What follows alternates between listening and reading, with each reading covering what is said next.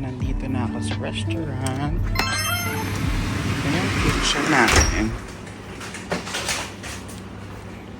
Okay. So, ito yung end of the day na wala nang tao. Ako na lang. So, kailangan ko lang i-check lahat yan.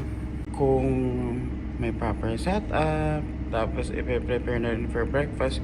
Yung ibang tables dyan, meron na siyang mga sugar bowls. Especially pag hindi busy. Siyempre, walang buffet. Tapos, kapag busy naman, buffet, may malaki kaming buffet dyan. Tapos, dito may live station for omelets. Nandun yung mga sides. So, ngayon, i-check ko lang ang tables kung nagwo-wobble pa.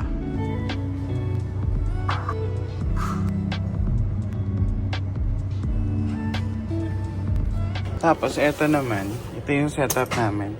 Gumagawa kami nitong pockets for Mise en Place. Para hindi na sila magagawa pa kapag may guests. Normally, kapag busy kami, ganyan kataas yan. Ganyan kataas. Like this. Tapos, minsan dito rin ako gumawa ng coffee. Mag-upload ako ng video ng Barista Life. Chuchu, ganun. Yan. Gawa mamaya. Ilalagay ko to sa reception. Tapos, mag-charge ako ng baggies. Ito kasi sira na yung baggy na ito eh. Walang windshield. Ewan ko na nangyari. Charge ko rin yun. Yun naman may charge pa yata yun. Kasi hindi naman siya nagagamit. Hindi rin kasi busy. So ito, i-charge ko siya mamaya. Tapos lilinisin ko to. Para, bongga na! So before anything else, kailangan mo natin i-check lahat ng ilaw.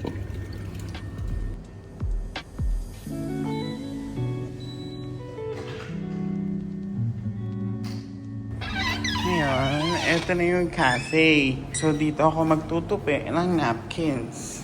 Kasi, kailangan siya for breakfast. So, magkakapetin tayo for today's video.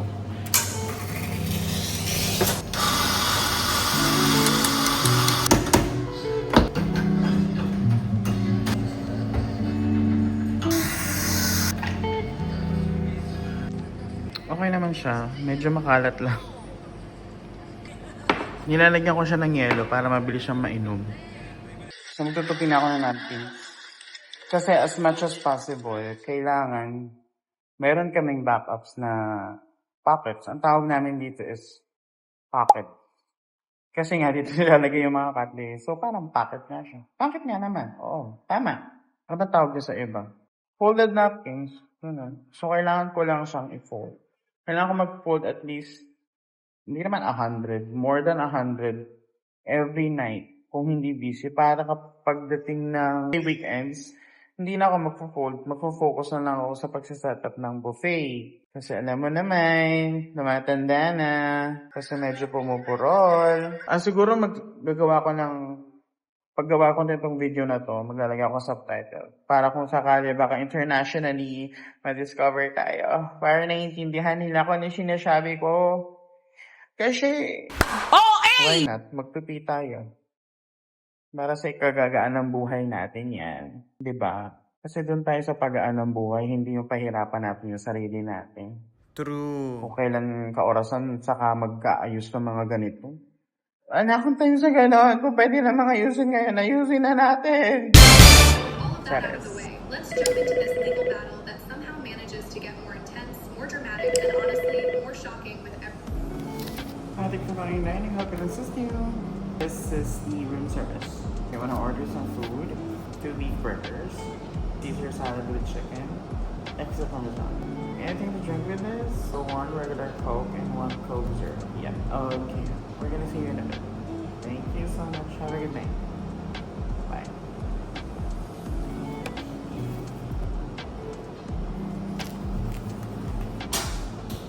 Many hours later.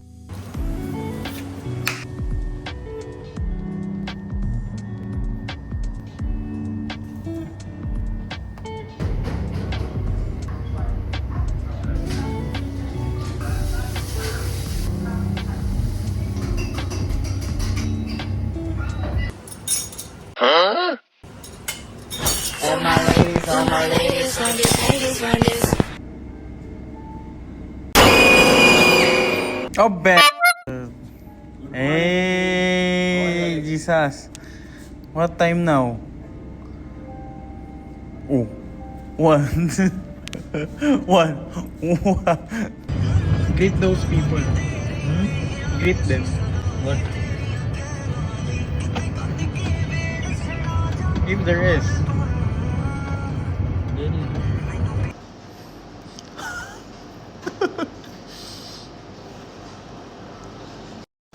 Good morning.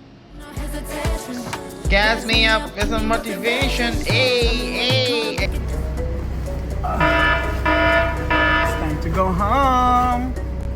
You know, I have something to tell you guys. You know, sometimes when your coworkers are just trying your whole entire humanity. But it really happens sometimes when it's like, it's not rush, when sometimes you feel like they don't respect you anymore as a person. Like your kindness, they're always taking for granted your kindness. But this will all pass. I just wanna say this. It will all pass. Getting upset with one person doesn't mean that you're gonna be upset with her for the whole entire, you know, let's say in school, like a whole entire school year. This is work. I mean, it happens sometimes. And just wanna address that. Sometimes it's better to be a bit than being nice.